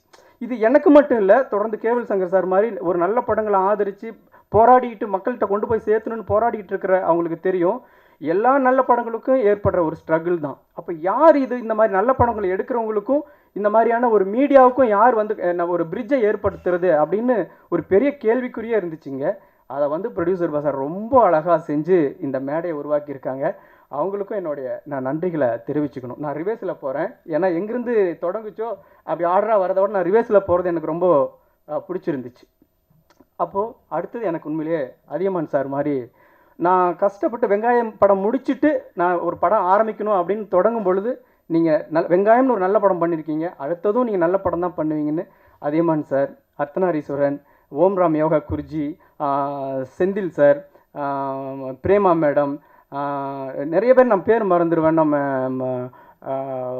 அந்த மாதிரி நிறைய ஒரு எனக்கு நீங்கள் வாங்க நீங்கள் பண்ணுவீங்க, நல்ல படம் பண்ணுவீங்கன்னு சொல்லிவிட்டு என்னை வந்து என்கரேஜ் பண்ணாங்க. நான் உங்களுக்கு இந்த இடத்துல நான் ரொம்ப நன்றி சொல்லிக்கிறேன். அதை எல்லாத்தையும் தாண்டி மியூசிக் டைரக்டரை பற்றி நாங்கள் சொல்லி ஆகணும். நான் ஒரு இன்டர்வியூவில் சொன்னேன், நீங்கள் இளையராஜா சார்கிட்ட வந்து என்ன மாதிரியான இசை எப்படி அவர்கிட்ட இசை வெளிப்படுது அப்படின்னா அவருடைய இசை ஞானம் இசையாக வெளிப்படுது. ரகுமான் சார்கிட்ட இசை ஞானமும் ப்ளஸ் டெக்னாலஜியும் சேர்ந்து ஒரு இசையாக வெளிப்படுது. ஆனால் தாஜ்னூர் சார்கிட்ட பொறுத்த வரைக்கும் அவருடைய நேர்மையும் அறமும் தான் இசையாக வெளிப்படுது அப்படின்னு நான் நம்புவேன் எப்போவுமே. அவர் மாதிரி ஒரு நேர்மையான உண்மையான ஆள் நான் ரொம்ப நாளாக இந்த சினிமாவில் எவ்வளோ ஸ்ட்ரகிளுக்கு அப்புறம் நான் கடந்து வந்திருக்கேன். என்னைக்கு சந்திச்சும் போது அவர் மேலே ஏற்பட்ட ஒரு அபிப்பிராயம் எப்படி இருந்துச்சோ அப்பவும் அதே இத்தனை வருஷம் கழிச்சும் அப்படியே இருக்குது அப்படிங்கிறதே எனக்கு ஒரு பெரிய ஆச்சரியமாக இருக்குது. அவ்வளோ ஒரு சிறந்த மனிதர் முதல்ல, அதுக்கப்புறம் மிகச்சிறந்த ஒரு இசையமைப்பாளர். ஏன்னா இந்த படங்கள் தான் தொடங்கி வச்சிருக்கு 2025. நீங்கள் வேணால் நான் இந்த 2024 இறுதியில் நான் உங்கள்கிட்ட ஒரு உத்தரவாதம் கொடுக்குறேன். 2025 ஒரு முக்கியமான அவார்டு வழங்கக்கூடிய ஒரு விருது வழங்கக்கூடிய ஒரு நிறுவனம் ஏதாவது தேர்ந்தெடுக்கும் பொழுது முதல் ஒரு 3 இயக்குனர் இசையமைப்பாளர்கள் பட்டியலில் கண்டிப்பாக தாஜ்னூர் சார் இருப்பார். நான் அவரை அடுத்தடுத்து வச்சுருக்கிற படங்களில் நான் வந்து பார்த்துக்கிட்டு இருக்கேன். அதே மாதிரி நம்மளாம் வந்து உண்மையிலே சின்ன வயசில் இருக்கும் பொழுது பாக்யராஜ் சாரோட படங்களில் வந்து ஒரு 5-6 சின்ன பசங்கள்லாம் இருப்பாங்க. எப்போவுமே அவரோட படத்தில் அவர் கூட இருப்பாங்க, சின்ன சின்ன பசங்கள் இருப்பாங்க. நாங்கள்லாம் இப்போ உட்காந்துருக்கிறது அந்த சின்ன பசங்க மாதிரி தான். அவர் எங்களுக்கு ஒரு இமயமலை மாதிரி தான் எப்போவுமே. சும்மா அவர் இருக்காரு அப்படின்லாம் இல்லை, நம்ம சின்ன வயசில் அவர் எப்படி பார்த்தோம். இன்றைக்கி ராஜ்குமார்னு ஒருத்தன் படம் பண்ணியிருக்கான், அதை ப்ரொடியூசர் பசார்னு ஒன்று ரிலீஸ் பண்ணியிருக்காங்க. ஆகா ஃபைண்டுன்னு ஒரு சூப்பரான ஒரு விஷயம், நல்ல படங்களுக்கு ஒரு பிளாட்ஃபார்ம் அமைச்சு கொடுக்குறாங்க. அப்படிங்கும் பொழுது சரி நமக்கு என்ன இல்லை, நாம் வந்து எல்லாம் ஜெயிச்சுக்கிட்டு இருக்கிற ஒரு பெரிய இயக்குனர், நம்ம ஏன் அதை பண்ணணும் அப்படின்னு நினச்சிருந்தாருன்னா அவர் வந்திருக்கவே தேவையில்லை. எங்கே ஒரு நல்ல படம், எங்கே ஒரு நல்ல விஷயம் நடந்தாலும் யார் ஒரு படைப்பாளிக்கு எங்கெல்லாம் காப்பாற்றப்பட்டாலும் அந்த இடத்துல நம்ம போய் கரம் கொடுக்கணும், அந்த இடத்துல நம்ம நிற்கணும், அவன் அந்த இடத்துல அவனோட வளர்ச்சிக்கு நம்ம தட்டி கொடுக்கணும் அப்படின்னு நினைக்கிறாரு. அப்படிங்கும் பொழுது உண்மையிலேயே சார் தமிழ் சினிமாவில் நாங்கள் எங்களை மாதிரி ஒரு நல்ல படம் பண்ணணும்னு நினச்சிட்டு இருக்கிற அத்தனை இயக்குனர் சார்பாகவும் உங்களுக்கு எங்களுடைய நன்றிகளை தெரிவிச்சுக்கிறோம். அப்புறம் என்னோடய டீம் இந்த இடத்துல சொல்லி ஆகணும். உண்மையிலேயே நான் ரொம்ப வெங்காயம் படத்துக்கு அப்புறம் என்னுடைய ரொம்ப முக்கியமான காலகட்டம் எதுன்னா, அடுத்தது நான் என்ன படம் பண்ணுறது என்ன பண்ண ஒரு பெரிய தேக்கம். எல்லாருமே ஒரு இன்டர்வியூவில் சொல்லுவாங்க, எனக்கு இந்த ப்ரொடியூசர் இல்லைன்னா எனக்கு லைஃப் இருந்திருக்காது, இந்த டைரக்டர் இல்லைன்னா எனக்கு லைஃப் இருந்திருக்காது, குடும்பத்தில் யாராவது ஒருத்தர் இல்லைன்னா லைஃப் இருந்திருக்காது அப்படின்ட்டு. ஃபஸ்ட்டு எந்த டேரக்டருமே சொல்லியிருக்க மாட்டாங்க, ஒரு அசிஸ்டன்ட் டேரக்டர் இல்லைன்னா நான் இல்லாமே போயிருப்பேன் அப்படின்னு எந்த டேரக்டருமே சொல்லியிருக்க மாட்டாங்க. ஆனால் நான் சொல்கிறேன், ரொம்ப முடங்கி போய் ஒரு இருட்டில் கிடந்தப்போ பிரபுன்னு ஒருத்தர் வந்தார், என்னுடைய அசிஸ்டன்ட் டேரக்டரு. என்னங்க பண்ண போகிறீங்க நீங்கள், ஏங்க வெங்காயம்னு ஒரு படம் பண்ணிட்டு ஏங்க இப்படி உட்காந்துட்டு இருக்கீங்கன்னு தட்டி எழுப்பி, எந்திரிங்க நம்ம படம் பண்ணுவோம், எப்படி கிரியேட் பண்ணுறதுன்னு எனக்கு தெரியும் அப்படின்ட்டு ஒரு 25 பேரை உருவாக்கி, ஒரு ப்ரொடியூசர்களை உருவாக்கி, இன்னைக்கு வரைக்கும் வெங்காயம் படம் சக்ஸஸ்ஃபுல்லெல்லாம் அவர் பார்க்கவே இல்லை. அதுக்கப்புறம் தான் வந்தார் என்கிட்ட. எப்போ நான் டவுன்ஃபாலுக்கு போகிறனோ அன்னைக்கு இத்தனை வருடமும் நீ ஜெயிக்காமல் உன்னை விட்டு போக மாட்டேன்டான்னு ஒருத்தர் கங்கணம் கட்டிக்கிட்டு இந்த இடத்துல கொண்டாந்து நிறுத்துகிற வரைக்கும் அவங்க குடும்பத்தில் இருக்கிற பிரச்சனைகள், அவங்களோட தனிப்பட்ட விஷயம் எதை பற்றியுமே கவலைப்படாமல் இன்றைக்கி நான் இந்த இடத்துல நிற்கிற வரைக்கும் அவர் கை கட்டிக்கிட்டு வேடிக்கை பார்க்குறாரு. அப்படின்னா ஒரு அசிஸ்டன்ட் டைரக்டர் காப்பாற்றப்பட்ட, ஒரு உதவி இயக்குனரால் காப்பாற்றப்பட்ட இயக்குனருங்கிறதே நான் பெருமையாக சொல்லிக்குவேன். அதில் எனக்கு எந்த விதமான தயக்கமும் இல்லை. ரொம்ப நன்றி பிரபு. அதே மாதிரி கூட இருந்து ரிலீஸ்க்கு வேலை செஞ்சுட்டு இருக்கிற முரளி, குப்புசாமி மாதிரியான வாங்க பிரபு, வாங்க பிரபு.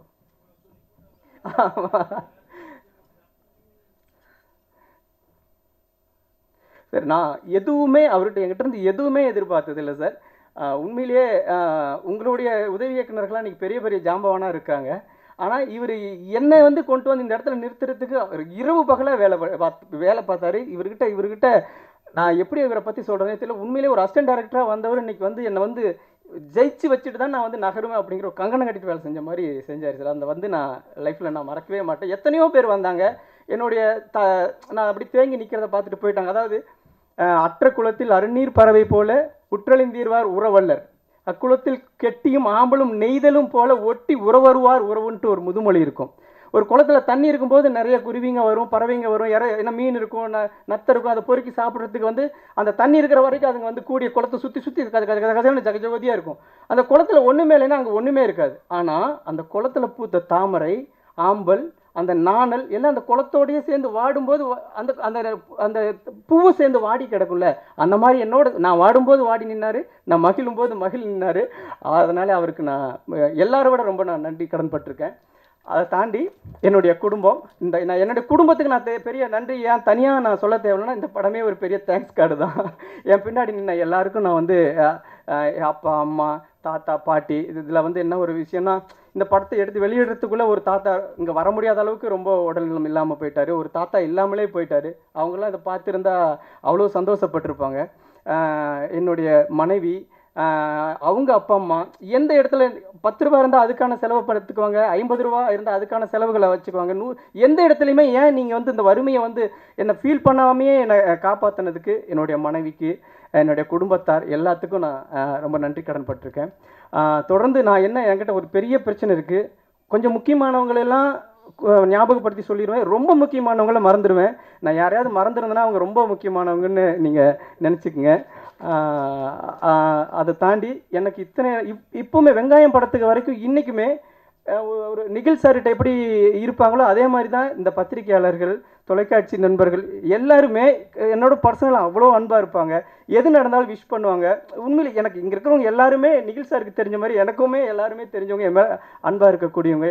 என்னோட அடுத்தது இவன் ஏதாவது வரமாட்டானா, ஏதாவது பண்ண மாட்டானா, ஒரு நல்ல படம் பண்ண மாட்டானா, அதை நம்ம ப்ரொமோட் பண்ண மாட்டோமா அப்படிங்கிற மாதிரியான ஒரு எதிர்பார்ப்பில் இருக்கிற மாதிரியான ஒரு நண்பர்கள் தான். நான் அவங்களுக்கும் அந்த இடத்துல நான் நன்றி சொல்லிக்கணும். இது எல்லாத்தையும் தாண்டி ஏன் நான் ஃபைனல் டச்சாக வைக்கணும் அப்படின்ட்டு ஒருத்தர் நான் வச்சுருக்கேன்னா சார் ரவி சார் அவர்கள். ஏன்னா இங்கே இருக்கிறவங்களை தமிழ்நாட்டு கல்ச்சரை தெரியும், இந்த படத்தோட விஷயம் தெரியும், ஒரு நல்ல படம் பண்ணுறதுக்கு என்னென்னலாம் ஸ்ட்ரகிள் இருக்குதுன்னு தெரியும். அதே மாதிரி திரு சார் நான் அவர் கூட ரொம்ப பர்சனலாக கனெக்ட் ஆகியிருக்கேன். இது எல்லாமே சரிங்க, ஒரு டிசிஷன் எடுக்கக்கூடிய ஒரு இடத்துல ஏங்க இதெல்லாம் கொஞ்சம் யோசிச்சு பண்ணுங்கன்னு சொல்லிட்டா ஒட்டுமொத்த பெரிய ஜேர்னியுமே அங்கே டிஸ்டர்ப் ஆயிரும். ஓகே, இது நம்ம கை விட்டுடலாம் அப்படின்ட்டு அவங்க மிஸ் பண்ணுறதுக்கு வாய்ப்பு இருக்குது. சார் நீங்கள் இருக்கிற உயரத்துக்கு நீங்கள் தமிழ்நாட்டில் இருக்கக்கூடிய லட்சக்கணக்கான அசிஸ்டன்ட் டைரக்டர்ஸ் இருக்காங்க. ஆயிரக்கணக்கான என்ன மாதிரி நல்ல புது டைரக்டர்ஸ் இருக்காங்க. அவங்க எல்லாமே உங்களுக்கு தேங்க் பண்ணுவாங்க சார். இந்த பிளாட்ஃபார்ம் வந்து நாம் பிளாட்ஃபார்ம்னு கூட சொல்லக்கூடாது, இது ஒரு ஃப்ளைட்டுன்னு தான் சொல்லணும். எங்களை மாதிரியான ஆட்கள் எல்லாம் நீங்கள் உயரத்துக்கு ஹைட்டுக்கு கொண்டு போய் நிறுத்தியிருக்கீங்க. ஃபைனல் டச்சாக உங்களுக்கு நன்றி சொல்லணும்னு தான் நான் அவங்கள இது வரைக்கும் நான் சொல்லாமல் இருந்தேன். இந்த படம் நான் ரொம்ப நாள் கழித்து வந்திருக்கு. அடுத்து என்னுடைய 2 படங்களும் வரப்போகுது. நான் ரொம்ப நாளாக வெயிட் பண்ணிட்டு இருந்தாலும் நல்ல நல்ல படங்களோடு தான் நான் உங்களை வந்து சந்திப்பேன். தப்பான படம் பண்ண மாட்டேன். சின்ன படமாக இருக்கலாம், எனக்கு இருந்த பொருளாதாரத்தை வச்சு நான் சின்ன படம் பண்ணியிருக்கலாமே ஒழிய எக்காரணத்தை கொண்டும் பத்திரிகையாளர்களோட நம்பிக்கை வீண் போகிற அளவுக்கு நான் தப்பான படம் பண்ண மாட்டேன் என்றைக்குமே. அது நான் இன்னும் கொஞ்சம் எனக்கான பெரிய வாய்ப்புகள் கிடைக்கும் போது இன்னும் இதில் ஏதாவது சின்ன சின்ன குறைகள் இருந்தாலும் அதை சரி பண்ணி நான் நிச்சயமாக பெரிய படமாக பண்ணுவேன். உண்மையிலே நான் ரொம்ப சந்தோஷமாக நிற்கிறேன். எனக்கு பின்னால் வரக்கூடிய இயக்குநர்களுக்கு ஒரு பாதை அமைச்சு கொடுக்கக்கூடிய ஆகாவோட ஃபைண்டுங்கிற ஒரு புதிய உதயத்தை இந்த பயாஸ்கோப் உருவாக்கி கொடுத்துருக்கு. அந்த பயாஸ்கோப்பை நான் உருவாக்கினேன் அப்படிங்கிற ஒரு பெருமிதத்தோடு விடைபெறுகிறேன். நன்றி, வணக்கம். ஸோ இந்த புத்தாண்டில் திரைக்கு, தமிழ் திரைக்கு ஒரு சிறப்பான செய்தி, ஒரு சிறப்பான ஒரு இது நடந்திருக்கு அப்படின்னு சொன்னோம்னா அது வந்து இந்த ஆஹா இவங்க ஃபைண்டுன்னு சொல்லி இவங்க வந்து கிடைச்சதுங்கிறது இருக்க. இதுதான் தமிழ் திரை 2025க்கு வந்து எல்லாருக்குமே ஒரு பிரைட் ஃப்யூச்சர் தெரியுது அப்படிங்கிற லெவலுக்கு இவங்க வந்ததுங்கிறது வந்து சினிமாவை நோக்கி வரக்கூடிய இளைஞர்கள் எல்லாத்துக்குமே மிகப்பெரிய உதவியாக இருக்கும். அதனால் அவங்களுக்கு ஸ்பெஷல் தேங்க்ஸ் வந்து நான் சொல்லிக்கிறேன். ஏன்னா நான் ஆஹா டீம் அப்படின்னு சொல்லி சொன்னோடனே தமிழ் எங்கே கரெக்டாக பேசுவாங்களா இல்லையா அப்படின்ட்டு இருந்தால் கவிதா வந்து ரொம்ப பிரமாதமாக பேசினாங்க. நிறைய உதாரணங்கள் எல்லாம் வேறு சொன்னாங்க. நிறைய பூ பூத்தது அவங்க சொல்லும்போது. நான் அடிக்கடியோட மீட்டிங்கில் சொல்லுவேன், எல்லா பூ வாசமும் வந்து காற்று எப்படி வீசுதோ அந்த டைரக்ஷனில் தான் போகும். அந்த பூவாசங்கிறது ஒரே ஒரு பூவாசம் மட்டும் காற்று வீசுகிற திசைக்கும் எதிர்த்து போகும் அப்படின்னு சொல்லிட்டு சொல்லுவேன். என்னென்னா அந்த பூ ஒரு மனிதனுடைய நட்பண்பு அப்படின்னு சொல்லிட்டு சொல்லுவேன். அந்த மாதிரி இவங்க வந்து சினிமாவில் எல்லாருமே கொஞ்சம் கமர்ஷியல் மைண்டு, போட்ட காசு எடுக்கணும், ஏன்னா அவங்க அதில் தானே இருந்தாக்கணும் மறுபடியும். அதனால் எல்லாத்துக்கும் அந்த பயங்கிறது இருக்கும், அந்த பொறுப்புணர்ச்சி, அந்த டென்ஷன் எல்லாமே இருக்கும்.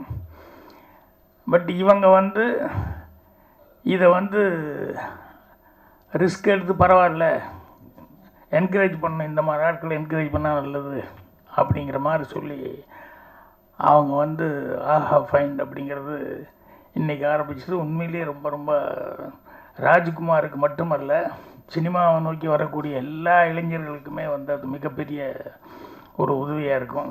அதனால் தமிழ் திரையுலகம் சார்பாகவே நாங்கள் வந்து மனமார்ந்த நன்றியை வந்து தெரிவிச்சுக்கிறேன். தாஜ்னூர் அவருக்கு ஸ்பெஷல் தேங்க்ஸ் சொல்லிக்கணும். என்னென்னா இந்த படத்தை வந்து பார்க்கணுன்னு அவர் தான் எனக்கு ஃபோன் பண்ணி, வர்ற வரைக்கும் எனக்கு தெரியாது, ஆனால் வர்ற வழியில் தான் படத்தினுடைய பேர் என்ன இருக்கிறது நான் அதுக்கப்புறம் தெரிஞ்சுக்கிட்டேன். அவர்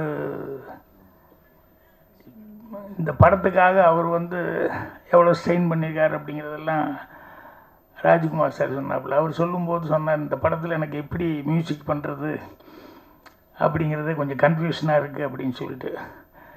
சில நேரங்கள் அப்படி வரும். எப்படின்னு விஸ்வநாதன்னே ரீரிகார்டிங் வாட்சிட்டு இருக்கும்போது திடீர்னு ஒரு இடத்துல நிறுத்திக்கிட்டார். தம்பி ஒரு சின்ன கன்ஃபியூஷனாக இருக்குது, என்ன பண்ணுறதுன்னு தெரியலையே, என்னென்ன அப்படின்னு.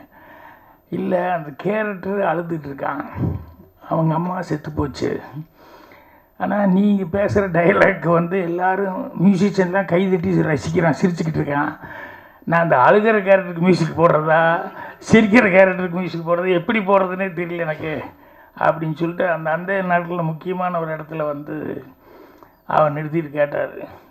அப்புறம் நான் ரெண்டுக்கும் சேர்ந்த மாதிரியே போடுங்க, ரெண்டுக்கும் வயா மீடியா இருக்கிற மாதிரி போடுங்க அப்படின்னு சொல்லி அந்த இடத்துல பிரமாமா ரீரிகார்டிங் பண்ணியிருந்தார். சில நேரங்களில் காமெடினா காமெடிக்கு வந்து தனியாக வாய்ச்சிட்டு போயிடலாம், பேத்தாஸு லவ்வோ அது இதுக்கு அந்தந்த மூடுக்கு பண்ணலாம். இப்போ என் படங்களில் அதெல்லாம் மாறி மாறி வந்துடும் திடீர்னு. சிரிச்சுக்கிட்டே இருக்கிற மாதிரி இருக்கும், டக்குன்னு லேசாக ஒரு சென்டிமெண்ட் வந்துடும். அப்புறம் சென்டிமெண்ட் சீனாக இருக்குன்னு நினச்சிட்டு இருக்கும்போது திடீர்னு வந்து காமெடி அப்படிங்கிறது வரும். ஸோ ராஜ்குமார் வந்து இந்த படத்தில் வந்து பெஸ்ட்டு சமாச்சாரமாக என்ன அப்படின்னா, அவருடைய ரியல் லைஃப்லேயே என்னென்ன பட்டாரோ அதை பூரா சீனாக பண்ணிக்கிட்டாரு.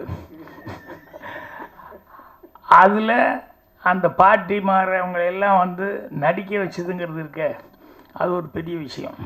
அவங்கெல்லாம் வந்து ஏன்னா எனக்கெல்லாம் வந்து சினிமாக்குள்ளே வரும்போது எங்கள் பாட்டி இதெல்லாம் செப்பத்திக்கினே கூட்ட அப்படிம்பாங்க. என்னென்ன சினிமான்னா அது பிடிக்காது, அதுன்னா அதெல்லாம் மனுஷன் செய்கிற வேலையாங்கிற மாதிரியே வந்து சினிமா மேலே இருக்கிற ஆர்வம் வந்து பார்க்குறதுக்கு ஓகே ஒழிய அதுக்கு ஒருத்தர் போகிறான்னு சொன்னோம்னா ஒத்துக்கவே மாட்டாங்க. எங்கள் அண்ணன் எல்லாருமே பெல்ட் எடுத்துக்குவாங்க. நான் இது எல்லாத்தையும் தாண்டிக்கிட்டு எனக்கு இதுதான் வேணும் அப்படின்னு சொல்லிட்டு நான் வந்ததுக்கப்புறம் அப்புறம் எங்கள் பாட்டியிலேருந்து எல்லாருமே சமரசம் ஆகிட்டாங்க. எங்கள் அண்ணன் என்ன எல்லாருமே சமரசம் ஆகிட்டாங்க. அதுக்கப்புறம் படம் எடுக்கும்போதெல்லாம் அவங்க வந்து பார்த்துட்டு ரொம்ப ஒவ்வொருத்தரும் ஒவ்வொரு மாதிரி கமெண்ட் கொடுப்பாங்க. சின்ன வீடு பாட்டுக்கிட்டு எங்கள் பாட்டி என்னை திட்டிடுச்சு, ஏறா படம் எடுத்துக்கிட்டீங்க அப்படின்னா. நல்லா தான் பாட்டி எடுத்துருக்கேன், நல்லது என்ன நல்லது தானே, உங்கள் அம்மா எல்லாம் குண்டு இல்லையா, பொண்டாட்டி கொஞ்சம் குண்டுங்கிறக்கா எங்கே வேணால் ஊருமாயி போயிடுறா அப்படின்னா. படத்தில் நான் நடிச்சிருக்கிறேன் அப்படிங்கிறது தான் அவங்களுக்கு தாக்கம். நான் தான் கதை எழுதுனேன், நான் தான் டைரக்ஷன் பண்ணிக்கிறேன் அப்படின்னு சொல்லி அது அவங்களுக்கு இதே கிடையாது.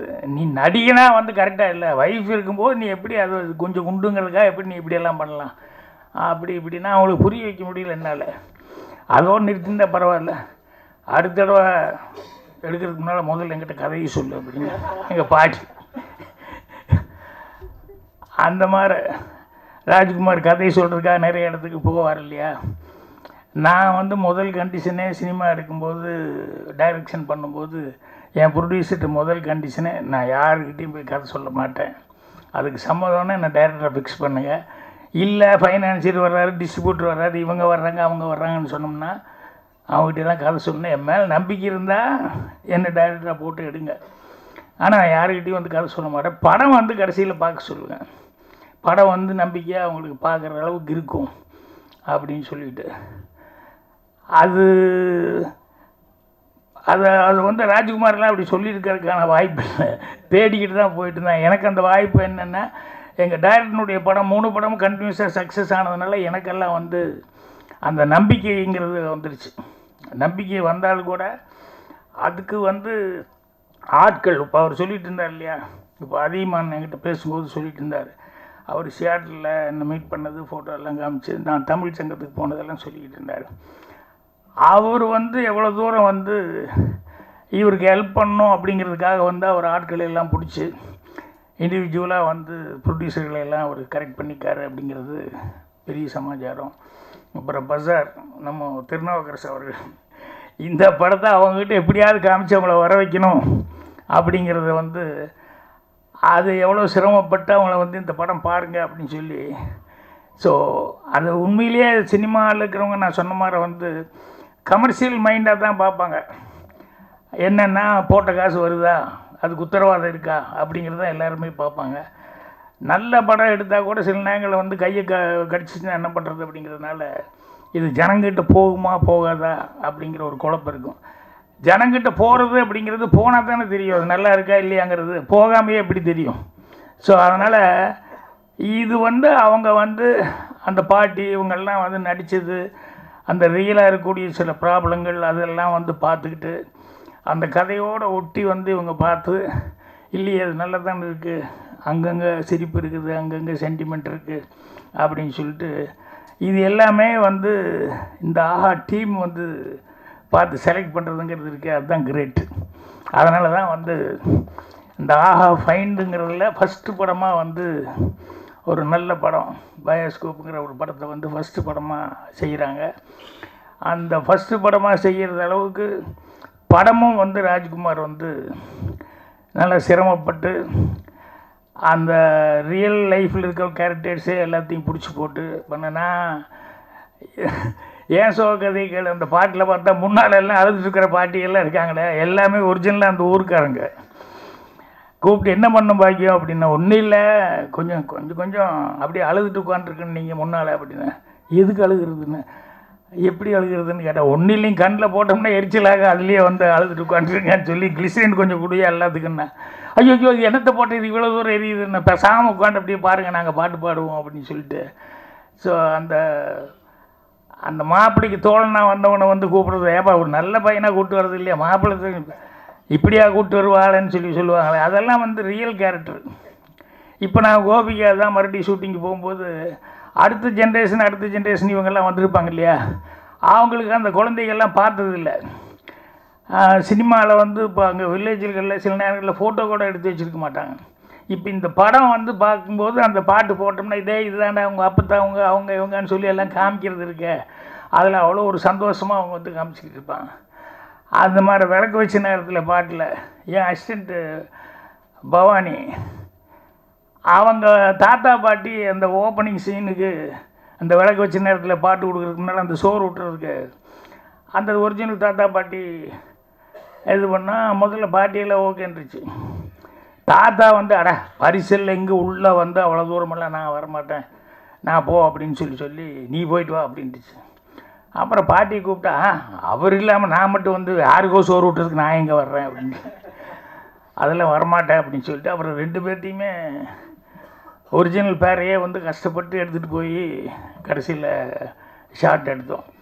ஸோ அந்த மாதிரி ரியல் கேரக்டர்ஸு சினிமாவில் பார்க்கும்போது கல்லாப்பட்டி சிங்காரமெல்லாம் அவர் ஏன் அவ்வளோ தூரம் இருந்ததுன்னா, எனக்கு தத்ரூபமாக அந்த மாதிரி கேரக்டர்ஸ்லாம் இருக்காங்க.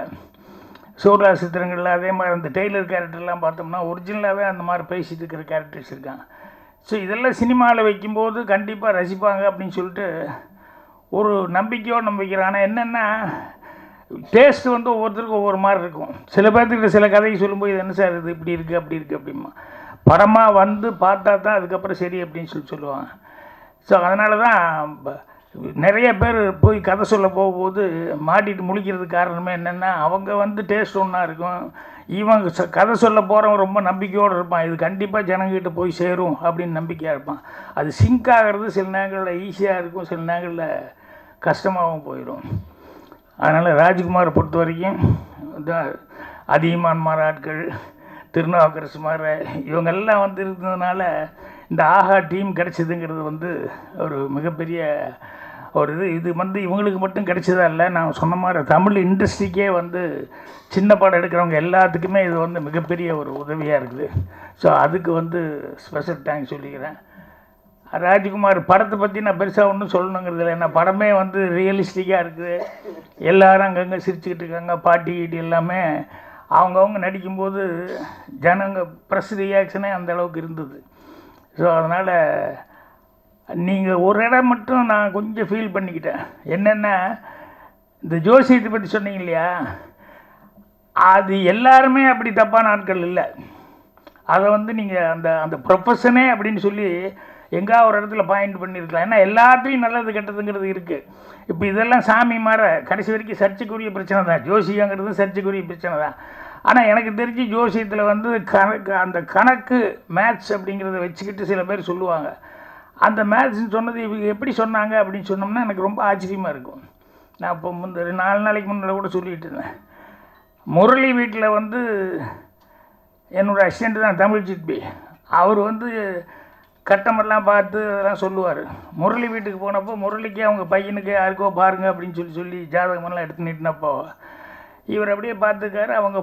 அவங்க என்னென்னா அந்த பொண்ணுக்கு சுத்தமாக படிப்பே வராது, இது தேராது, எப்படி கல்யாணம் முடிச்சுட்டா விட்டுற போகிறோம் அப்படிங்கிற லெவலில் அவங்க நினச்சிருந்தாங்க. இவர் போய் இவங்களுக்கெல்லாம் பார்த்துக்கும்போது இது பொண்ணு ஜாதகமாக, ஆமாம் இந்த பொண்ணு டாக்டர் ஆகுங்க அப்படின்னு. இது 8ஆம் கிளாஸ் 10ஆம் கிளாஸ் தேர்றதே ரொம்ப கஷ்டம், விளையாடுறீங்களா நீங்கள் அப்படின்னு சொல்லிட்டு யாருமே வீட்டில் நம்பலையா. அவர் வந்து டாக்டர் ஆகுன்னு சொன்னார். உண்மையிலே அந்த பொண்ணு டாக்டர் ஆகிடுச்சு. அதுக்கப்புறம் என்னன்னா எப்படி சிற்பி இப்படி சொல்கிறீங்க அப்படின்னா, சார் இது ஒரு கணக்கு தான் சார், அதனால் வந்து சில விஷயங்கள் வந்து கரெக்டாக ஒர்க் அவுட் ஆகுது. நான் ஒரு 2000-3000 ஜாதகம் பார்த்துக்கிட்டு அதுக்கப்புறம் சொன்னேன். ஆனால் எல்லாரும் அந்த மாதிரி கெட்டிக்காரத்தனமாக இருப்பாங்கன்னு சொல்ல முடியாது. இதை வச்சு பொழப்பு நடத்திட்டு இருக்கவங்க நிறைய பேர் இருக்காங்க. நீங்கள் சொல்லும்போது அந்த மாதிரி ஆட்களை மட்டும்தான் நம்ம மென்ஷன் பண்ண மாதிரி இருக்கணும். ஏன்னா அதில் வேறு மாதிரி இருக்கிறவங்கெல்லாம் இருக்காங்க இல்லையா. ஸோ ஆனாலும் படத்தில் வந்து அந்த மெசேஜுங்கிறது வந்து கடைசியில் அந்த குழந்தைகள்லாம் பேசுகிற மெசேஜ் இருக்க அது வந்து ரொம்ப கன்வின்சிங்கான மெசேஜாக இருந்தது. தப்பு பண்ணுறவங்க எல்லாருமே இதனால் எத்தனை பேர்த்துக்கு ஒரு இது அப்படின்னு சொல்லிட்டு அதே மாதிரி அந்த இடமும் அவங்க சொல்லும்போது எவ்வளோ கஷ்டப்பட்டிருந்தாலும் அந்த பொண்ணு வந்து கல்யாண பொண்ணு வந்து அவருக்கு நான் நன்றி சொல்லணும் அப்படின்னு சொல்லிட்டு மைக்கில் சொல்லும்போது உங்கள் ரியாக்ஷன் அதெல்லாம் உண்மையிலேயே ரொம்ப டச்சிங்கான விஷயங்கள். ஸோ இந்த படம் கண்டிப்பாக ஜனங்கக்கிட்ட கண்டிப்பாக அதை ஏன்னா அவங்க வர வைக்கிறது தான் கஷ்டம். வந்துட்டாங்கன்னா ஆரம்பத்துலேருந்து கடைசி வரைக்கும் அவங்க சிரிச்சுக்கிட்டு ஜாலியாக என்ஜாய் பண்ணி படம் பார்ப்பாங்க. அதுக்கு உத்தரவாதமாக நிறைய சீன்ஸ் அந்த மாதிரி சீன்ஸ் இருக்குது. ஸோ ஆஹாவுக்கு மீண்டும் ஒரு முறை அவங்க ஃபைண்டுன்னு ஒன்று ஆரம்பித்ததுக்கு அவங்களுக்கு என்னுடைய மனமார்ந்த நன்றி தெரிவித்தேன். அவங்களும் இந்த புது வருஷத்தில் 2025 அவங்களுடைய லேண்டிங்கும் ரொம்ப நல்லா இருக்கும். அவங்களால நிறைய பேர் இன்னும் நிறைய பேர் ராஜ்குமார் மாதிரி எல்லோரும் வந்து ரொம்ப சிறப்பான முறையில் இது பண்ணுவாங்க. பத்திரிகையாளர் அவங்களுக்கு வந்து ப்ரெஸ் ஷோவுக்கு வந்து போடுறதுங்கிறதெல்லாம் இப்போ ரேர் ஆகி போச்சு. எங்கேயா தேட்டரில் பார்த்துக்கோங்கிறேன்னு சொல்கிறாங்களே ஒழிய முதல் நாளே படம் போடலாம் அப்படிங்கிறதெல்லாம் வந்து இப்போ ரொம்ப ரேர் ஆகி போச்சு. ஏன்னா அந்தளவுக்கு படங்கள் எடுக்கிறவங்களுக்கும் ஒரு பயம் இருக்குது, ஏதாவது தப்பாகி போகுமா அதாகி போகுமான்ட்டு. ப்ரெஸ்ஸு வந்து கண்டிப்பாக எல்லாத்துக்குமே நல்ல படங்கள் இருந்ததுன்னா சின்ன படமாக இருந்தால் கூட அவங்க தான் வளர்த்தி விட்றது, அவங்க வந்து எழுதுறது தான் வருது. இப்போ கேபிள் சங்கர்கிட்ட வந்து கேட்டாங்க என்னங்க இது ரிலீஸ் 3ஆம் தேதிங்கிறீங்க என்னங்க இதுன்னு. இல்லை அது கொடுக்குறதெல்லாம் கொடுத்துட்டு தான் சார் இருக்கேன், நான் ஃபீட் பண்ணுறதெல்லாம் பண்ணிக்கிட்டு தான் இருக்கேன்னு நிறைய பேர் அதை பார்த்துக்கிட்டு இது பண்ணிட்டுருக்காங்க அப்படின்னா. ஏன்னா சில படங்களுக்கு அது ரொம்ப தேவை, கொஞ்சம் ஆடியன்ஸை ரெடி பண்ணி தயார் பண்ணிட்டு அதுக்கப்புறமா ரிலீஸ் பண்ணது தான் நல்லாயிருக்கும். அதனால் தேட்டருக்கு வர வைக்கிறதுக்கு அதுக்குண்டான வேலைகள் இன்னும் 2-3 நாள் இருக்குது. அதனால் கரெக்டாக இன்னும் ஏதாவது ஒன்று பண்ணி பண்ணணும். என்ன நிக்கில் ஏதாவது பண்ணிகிட்டு இருக்க? நீ ஏதாவது ஒன்று பண்ணிக்கிட்டு தான் இருப்ப. நிக்கில் மாதிரி சுறுசுறுப்பான ஆட்கள்லாம் பக்கப்பலமாக இருந்துக்கிட்டு இருக்காங்க. எனக்கு இங்கே வர்ற வரைக்கும் நிக்கில் வர்றது எனக்கு நிக்கில் தான் பிஆர்ஓ இது தெரியாது எனக்கு. அவர் தாஜ்னூர் கூப்பிட்டாருன்னு சொல்லிட்டு அதுக்கு மட்டும் நான் வந்துட்டேன்.